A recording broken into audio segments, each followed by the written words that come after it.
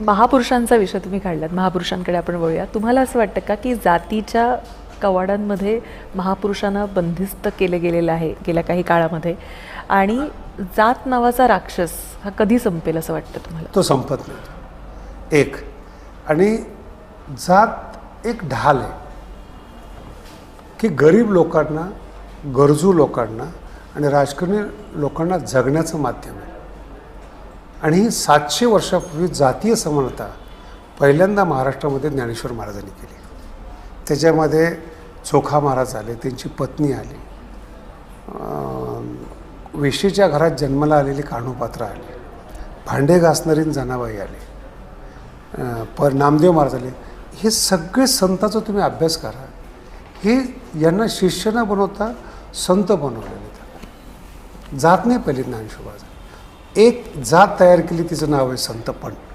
आणि मग त्या जातीच्या नावाखाली ज्यांचे पोटं भरतात ती लोक जातीचा आश्रय घेऊन पुढं जातात. पण अध्यात्माच्या दृष्टीने हे पाप आहे. बरं, आरक्षणाचा मुद्दा हा ऐरणीवर आहे. तुम्ही पाहिल्यात मराठा आरक्षणासाठी म्हणून जे मोर्चे निघाले, जी आंदोलनं झाली, त्यानंतर ओबीसी समाज देखील रस्त्यावर उतरलेला आपण पहिल्यांदा पाहिला मोठ्या प्रमाणावर. अगदी वंजारी समाज देखील आता मागणी करतोय आपली.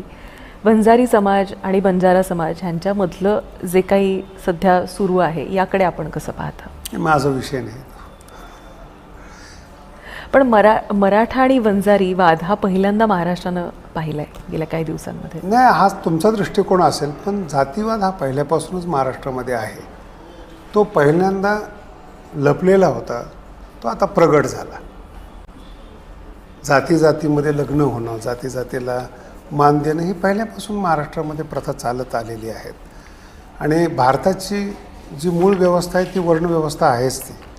तिला ती नाकारता येत नाही. पण आता ती किती प्रमाणामध्ये कशी वापरली जावीत हा ज्याच्या त्याच्या नेतृत्वाचा प्रश्न आहे.